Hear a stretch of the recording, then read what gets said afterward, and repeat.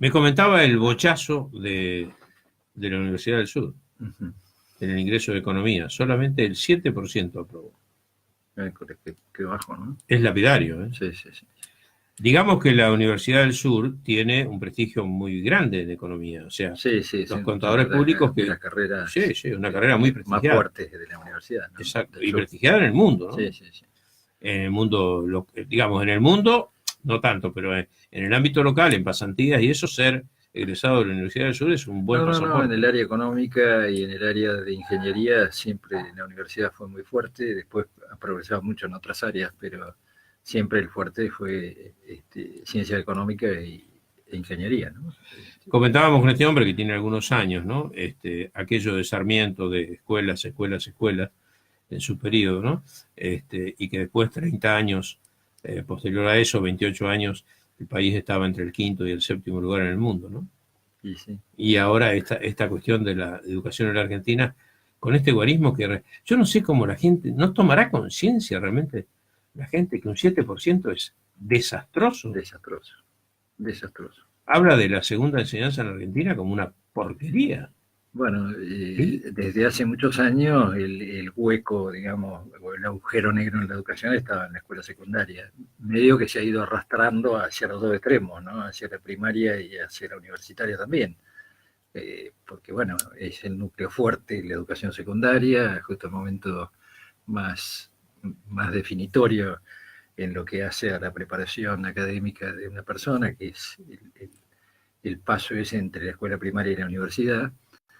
Y bueno, si eso tenía una gran falencia, yo lo viví en carne propia, siendo docente, ¿no? Vi en 20 y pico, 30 años, cómo se fue degradando la educación secundaria, ¿no? Llegado a límites que la verdad que ya el último tiempo, más allá de la fatiga natural por una cuestión de edad, que a uno le lleva a dejar la docencia, eh, tampoco había muchas motivaciones, ¿no? Uno que se quedó por ahí atado a algún sistema un poco anterior y a un nivel de exigencia que en otras épocas fue diferente, a quienes ejercimos en los dos extremos, nos costaba bastante adaptarnos a los nuevos ritmos de exigencia, de no exigencia, digamos, ¿no? Que se fueron implementando en la educación secundaria. Y bueno, estos son los resultados. Yo celebro que la universidad actúe de esta manera, porque si no Sí, sería mantenga, mucho más claro, este desastroso, nivel de ¿no? exigencia, si no se va Eh, a subordinar a Pueden esta cuestión. existir, no me caben dudas, que siempre hay eh, hechos puntuales que nada tienen que ver con el nivel académico, el nivel de exigencia de la universidad, porque por ahí también hay loquitos como en todos lados que se ensañan contra, contra los estudiantes, ¿no? Pero siempre hay. Sí, sí, pero no, no, Pero justamente esto hablábamos de eso, que no, no hay, no no, es, uno lo ve todos los días. No hace falta más que mirar las redes sociales y ver cuál es el nivel cómo escribe la gente. y cómo escriben y las cosas que dicen y bueno, A mí me comenta mi mujer que anda más este, interactuando de algunas personas, no las voy a nombrar, por supuesto, ¿no? no, no, Pero docentes o ex docentes, no, sí, yo veo cosas que son horrorosas. escriben, Y bueno, pero entonces de terror. uno, eh, el criterio, digamos, para expresarse a través de una red, que evidentemente la red social que se escribe en la soledad de una computadora o de cualquier otro mecanismo que le permita los teléfonos o las tablets, etcétera, esa soledad le permite a la persona expresarse tal cual es y ahí vemos la gravedad de la cuestión, ¿no? Es decir, no hay ningún formalismo y sale, digamos, toda la esencia. Te voy a hacer una pregunta, como estudiante secundario, ¿vos hiciste el secundario en qué año? Eh, ¿60 y pico? Terminé en el 70. Te pregunto por una materia en Sí, especial, literatura. era una materia de peso. Eh, ¿Te acordás del profesor? Sí, sí, la tuve, bueno, en las distintas denominaciones, digamos, del área Sí, de sí, lenguas, claro. la tuve a la señora Banzini en algún momento y a Sterlina Pujol. ¿Les hacían leer libros? Sí, sí, sí. Sí, ¿Muchos? sí, leíamos bastante. Leían Sí, bastante. sí. ¿Hoy se lee? Yo he visto a mis hijos en la escuela, en la agrotécnica, leer muchos libros a lo largo de todo su periodo de enseñanza, ¿no? Pero bueno, también en el caso de mis hijos son muy lectores los tres, muy lectores, permanentes lectores. Pero bueno, por ahí eso es más específico de cada uno que lo que se ha recibido en la escuela. Pero digo que Sí, sí. en la escuela tuvieron la exigencia de leer y analizar unos cuantos libros, ¿Hoy qué pasará? afortunadamente. Me parece que fue en decadencia el tema, pero no sabría decirte, no Bien. sabría decirte. Pero lo que sí sé es que no es lo más común en las escuelas secundarias. Aparte de eso, el tema que a uno le exijan leer uno, dos, tres o ocho libros, lo importante Es, pasa por otro lado, es que ¿no? los razonen, no que los lean. Claro, Claro. o sea, hacerles comprender el valor de la lectoescritura y que empiecen a descubrir un mundo tan interesante que hay en las páginas de un libro, bueno, todas esas cuestiones mucho no se transmite en la escuela. Nosotros, desde lo familiar, tanto mis hijos como yo, hemos estado bastante cercanos a los libros. De hecho, he sido presidente de la biblioteca, que no tiene mucho que ver, No, sí, pero como de no alguna tiene que ver, sí. manera marca un, un síntoma. ¿Dejó su impronta usted ahí en la biblioteca? No, No, lamentablemente no. No, me tocó en un momento que tenía tantas cosas que hacer que al final creo que no hice muchas ninguna. bien. Bien, está Sí, bien. Y bueno, pero algún día volveré. volveré y seré libros. No, me gustaría, sí, me gustaría colaborar, pero bueno, no sé, de momento no, me parece que no fue el mejor. Tampoco creo que hiciera cosas mal, ¿no? En definitiva, eh, fue un pasaje más administrativo que otra cosa, pero me hubiera gustado dejar algo más De lo de lo específico. específico. Claro. Al principio, como toda escoba nueva barre bien, tuve la gran intención de hacerlo y probé un par de cosas, pero bueno, después no concreté más cosas. Pero a mí me parece que la biblioteca tiene que ser un lugar donde se difunda el arte y la ciencia, y siempre en general lo que se hizo fue difundir el arte, pero que es la literatura, específicamente en la biblioteca, pero no la ciencia, que es una parte muy importante y que se difunde a través de los libros, ¿no? Y bueno, yo quise poner esa impronta y armé un par de cositas que, bueno, después No no les di fructificaron. mucha continuidad, pero estoy feliz de haber pasado por ese Parece. lugar, ¿no?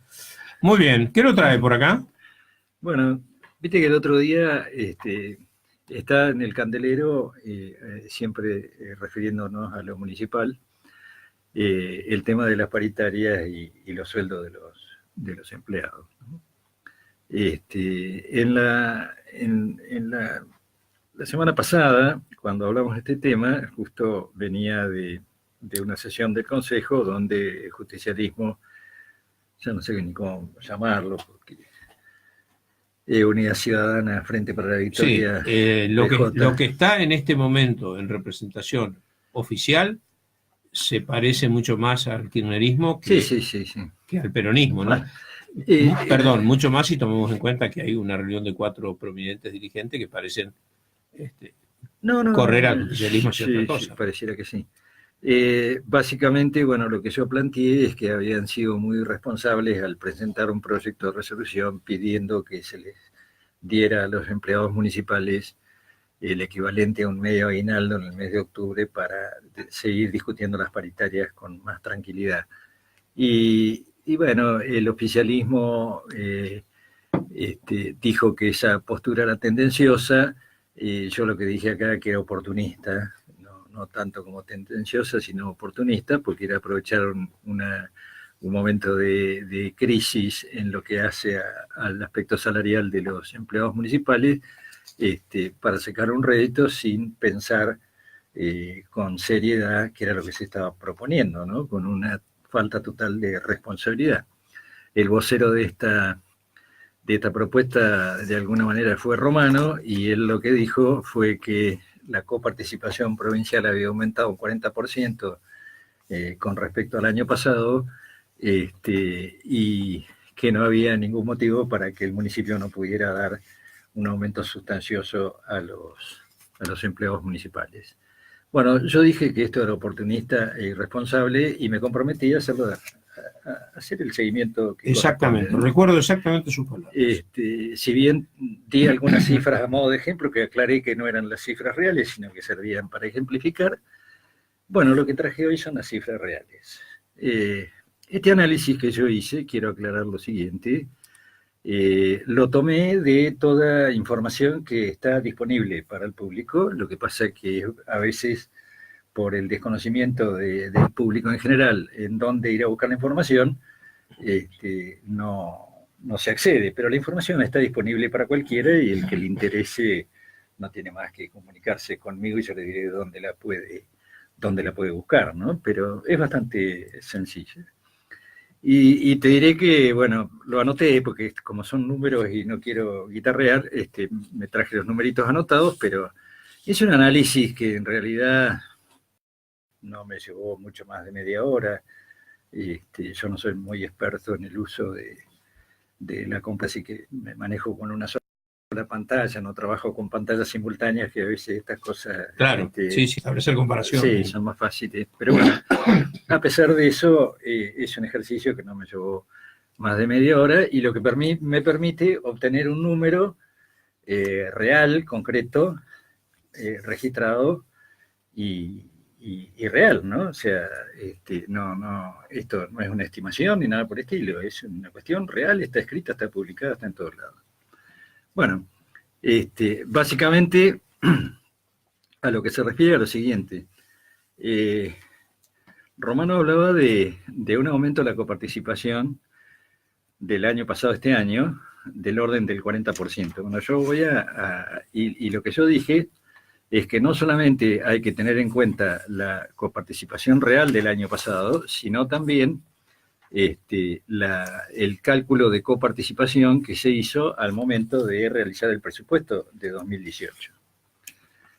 Entonces, cuando se escribe y se aprueba, y fue aprobado por el Frente para la Victoria y Unidad Ciudadana. Claro, fue por unanimidad eso. El presupuesto fue aprobado, y en ese momento esto no se cuestionó. Lo que se estimaba, estamos hablando de enero del 2018, lo que se estimaba que iba a ingresar al municipio por coparticipación y que iba a ser de libre disponibilidad, o sea que se iba a poder usar en los gastos corrientes. En general, el grueso de los gastos corrientes son los salarios. Era una cifra que rondaba, he redondeado cifras, pero en el término de muy poquitos pesos, las he llevado a números redondos. Por ejemplo, te doy un número: 276.900.000 pesos, los he considerado 277, ¿no? Está bien, no, en esa cifra, sí. Pero hago esta aclaración para... Si le hubiera puesto 280, tampoco estaba tan mal. Claro. Pero bueno, lo redondeé lo más cercano al primer número redondo que se diera, ¿no? Así que bueno, el estimado, o sea, la coparticipación que se estimaba recibir durante el año 2018 en el presupuesto que fue aprobado por el Consejo Deliberante era de 277 millones de pesos. Eso es, coparticipación de libre disponibilidad. Por ejemplo, los nombro rápidamente, los ítems. Las coparticipaciones que se reciben en el municipio vienen en distintos rubros. Por ejemplo, según ley 10.559, artículo primero, 242.2 millones de pesos. Impuesto inmobiliario rural, la parte que no está afectada al mantenimiento de caminos rurales, 9,1 millones. Impuesto a los automotores, ingresos brutos, ley 13850, ley 13863, resultados de ejercicios anteriores que no habían sido pagados, ley 14890, ley 11769, ley 10.559, artículo 3 y 4, y varios puntos más. Son todos los rubros por los cuales ingresa dinero de las arcas provinciales con el carácter de libre disponibilidad, que pueden ser utilizados para lo que el municipio decida y no son fondos afectados, que ellos ya tienen un destino específico. Sí, específico. Por ejemplo, digamos, fondo educativo es para reparación de escuelas, comedores escolares, todo lo que sea referido, eso es un fondo afectado, ¿no? Fondo de infraestructura es para determinadas obras de infraestructura. Ese dinero no puede ser gastado en pagar sueldos. Los fondos de libre disponibilidad, calculados para el año 2018, para todo el año, sumaban 277 millones de pesos, ¿sí? ¿Cuánto se ha recibido de esos fondos hasta el último día de agosto del año 2018? Esta coparticipación es permanente, va siendo... Un goteo, claro. Un goteo. Uh-huh. Bueno, hasta el último día de agosto, que es el último dato que tenemos, el de septiembre lo vamos a tener dentro de un par de días, fue de 221 millones de pesos, ¿sí?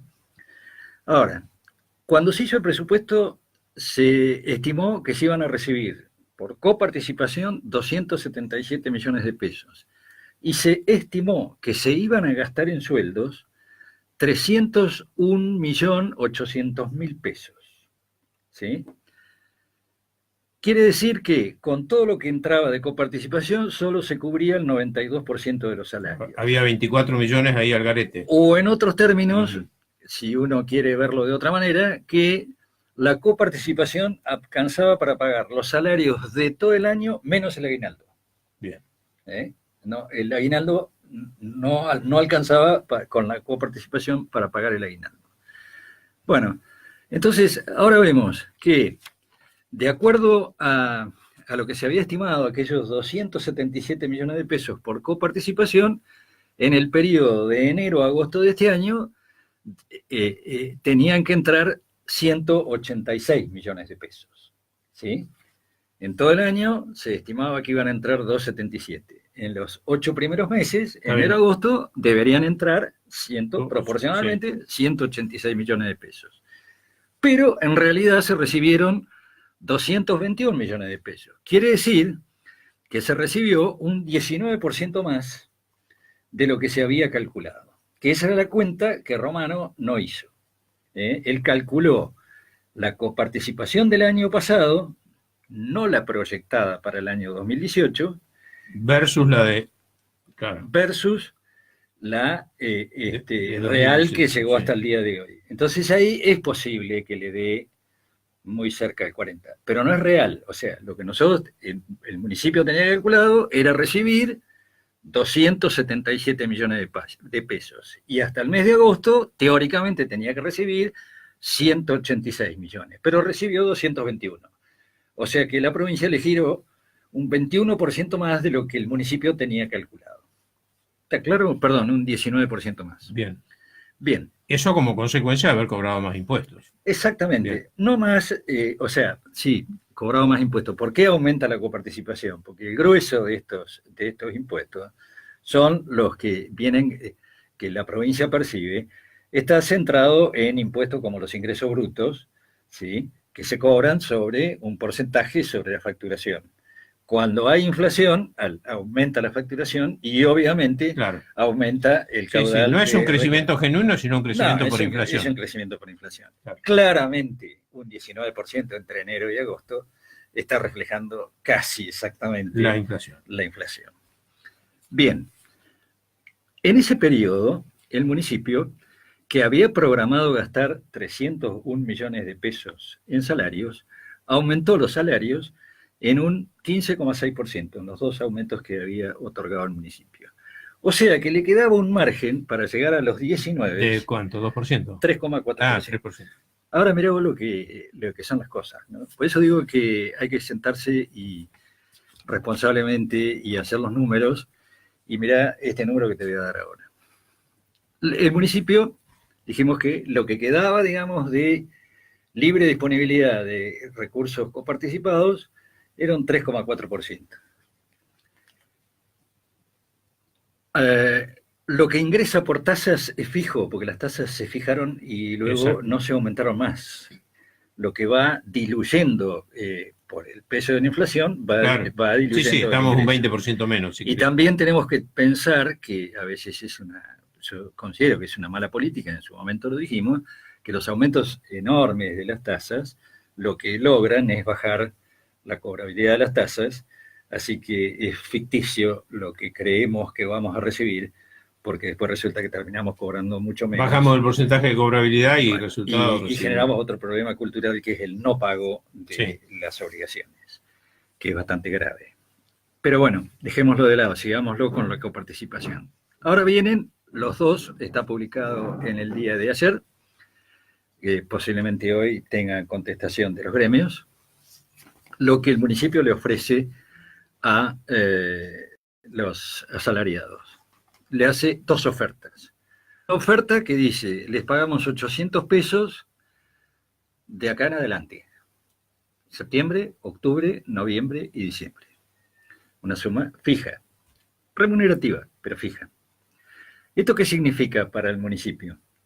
Entregarle a los asalariados, de acuerdo a los 1.100, más o menos, yo hice el cálculo sobre 1.100 empleados. Sí, 1.074, 1.100. Bueno, otros números dicen 1.080 y pico, sí, y otros no dicen importa, que lo supera, pero bueno, más o menos está ahí, esos 20 o 30 de diferencia es un número no significativo para este cálculo.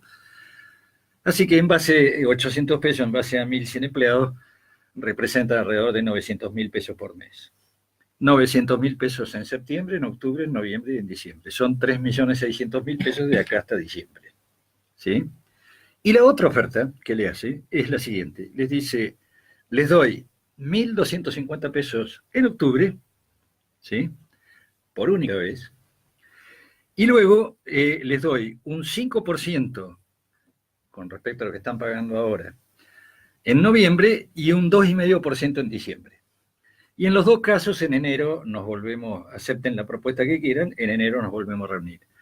Bueno, vos fíjate que esta segunda oferta significan, para el mes de octubre, los 1.250 pesos por los 1.100 empleados representan 1.350.000.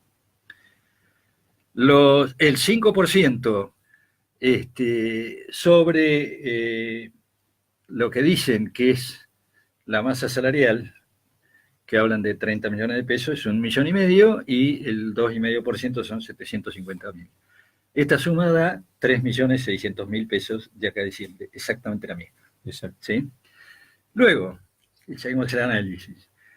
Si creemos que la masa salarial es de 30 millones de pesos, como dice algunos miembros del Ejecutivo, yo después voy a decir para mí cuánto es.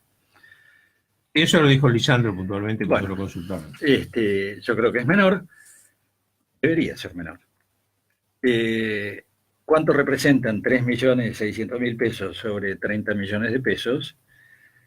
Ojo, son 30 millones de pesos en septiembre, 30 en octubre, 30 en noviembre, 30 en diciembre. En total, 120 millones de pesos. ¿Cuánto representan 3.600.000 pesos sobre 120 millones de pesos, que es la masa salarial que hay que pagar de acá a diciembre? El 3%.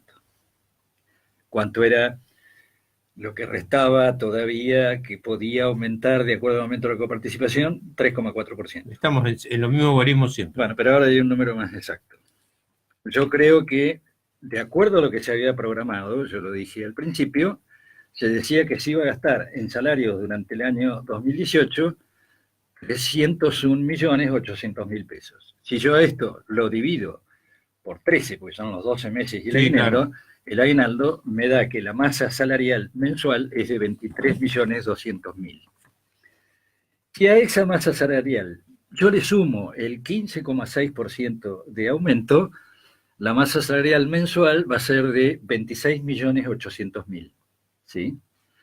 Si yo multiplico 26.800.000 por 4 meses, septiembre, octubre, noviembre y diciembre, el monto de dinero que va a tener que abonar el municipio va a ser de 107.200.000.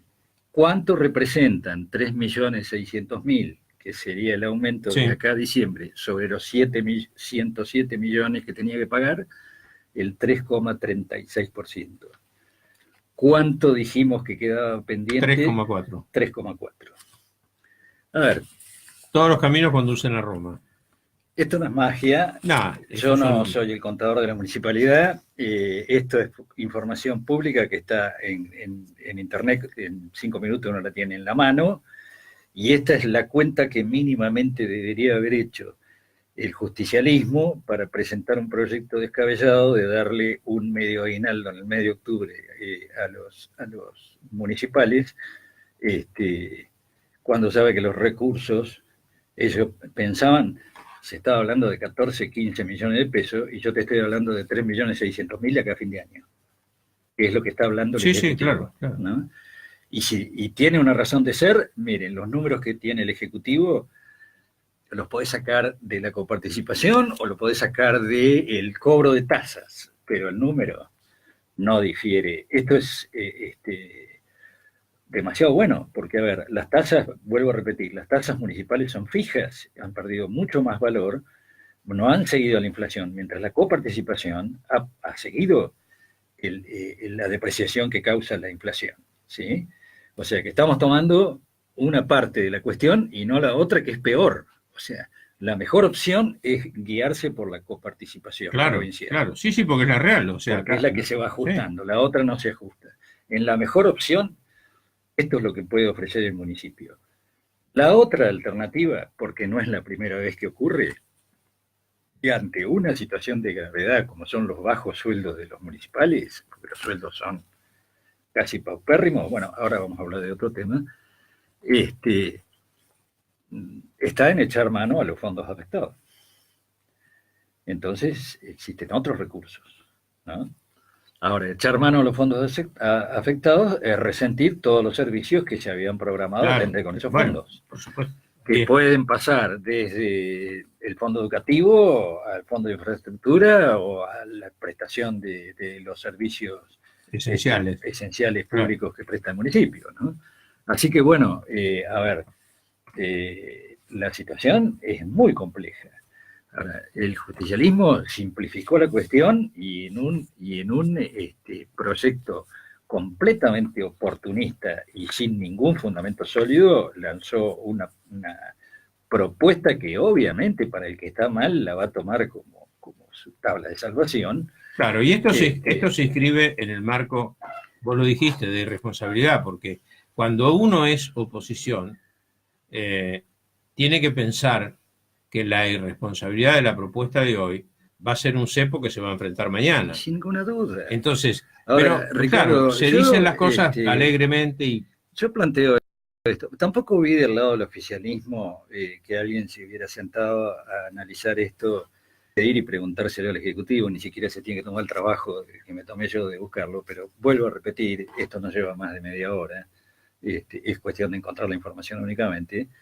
Es lo que más tiempo lleva, encontrar la información, pero el análisis de la información es sencillísimo. Sí, por supuesto. Entonces yo digo, a mí nadie... Acá no hay una complejidad de recursos que vos puedas decir, nadie me paga un sueldo y la ciudadanía no me paga un sueldo para que actúe con responsabilidad. Ni Montenegro le paga un sueldo.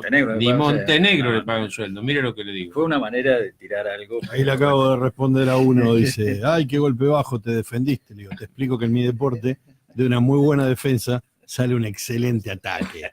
No he visto que lo haya convidado con algo al buen hombre acá, mi amigo Donde Vega. No.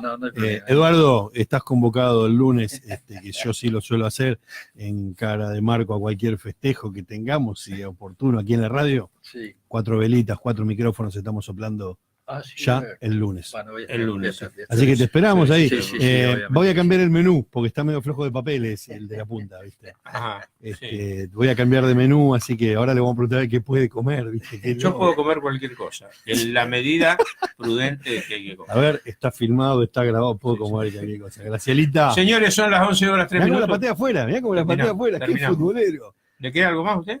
Bueno, no, quería hacer una mención ayer y hoy vos dijiste algo que me pareció que era interesante tenerlo en cuenta, ¿no? Ayer se anunciaron, porque está muy ligado a esto, ayer se anunciaron los índices de pobreza en Argentina, ¿no? Y bueno, veníamos de un indicador que se anunció ayer, es julio de este año. Sí. En el semestre anterior, que se mide cada 6 meses, o sea, fue desde septiembre a marzo, de septiembre de 2017 a marzo de 2018, octubre, el índice era del 27,3%, y ahora resultó ser del 32 y... No, perdón. Era del 25 y pico. Pasó al y 27.4. pasó al 27.3. Pero yo estaba mirando esto, ¿no? Cada punto del indicador de pobreza es alrededor de 500.000 de personas. Uh-huh. Entonces, el aumento de 1.6 significa alrededor de entre 11 y 12 millones de personas que entraron en la pobreza, y que va a haber más en el próximo anuncio, el propio Macri lo ha admitido. El impacto más fuerte fue después de julio, ¿no? Lo que vamos a ver ahora. Ahora, yo miraba otra cosa, porque a mí lo que me parece que cuando uno habla de estos indicadores en porcentajes, a mí siempre me gusta llevarlos al número real, ¿no? No a un indicador relativo como es un porcentaje. Entonces, digamos, 27.3 son 11 millones y medio de personas en la pobreza. Ahora, partimos de 32 puntos de pobreza a fin de 2015, que significaban 13 millones y medio de personas. Claro, no hay que o sea que con este muy mal indicador, todavía hay 2 millones de personas pobres menos claro que las que se recibieron. No es bueno esto, no, de ninguna manera. No, claro, es pésimo, no malo, es pésimo. Ahora yo digo, y vuelvo a un tema remanido, este indicador de 27.3 del país, ¿cómo será el nuestro en Pringles?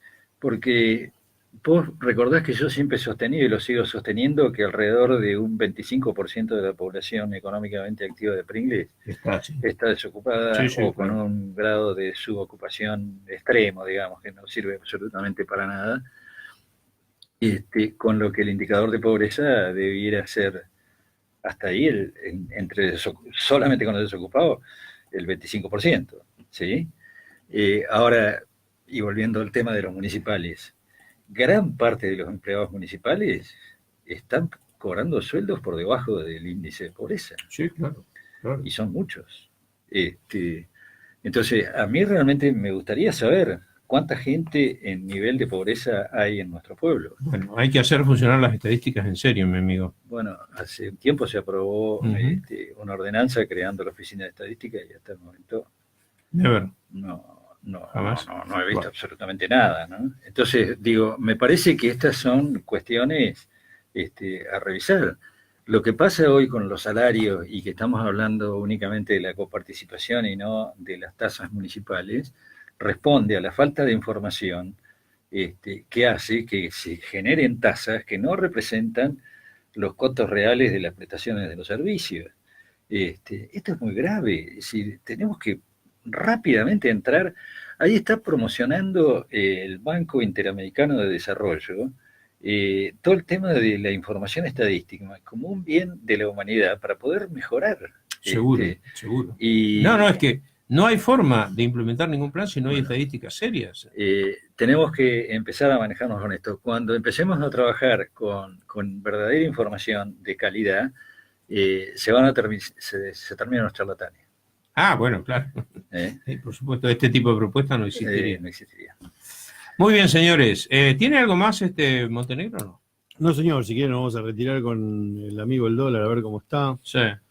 41,50. Bueno. Ese es el dólar hoy. Bueno, precipitaciones para el día de hoy, por la tarde.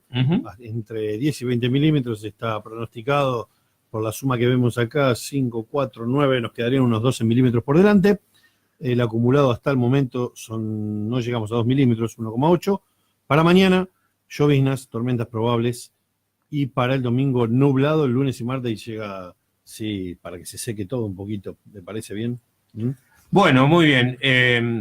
Vemos con gran agrado que una tenista que se origina de su familia en Coronel Pringles, de la pareja Larrañaga-Troilo, va a tener su oportunidad de participar en su primer mundial, la Junior Federation Cup 2018 en Budapest.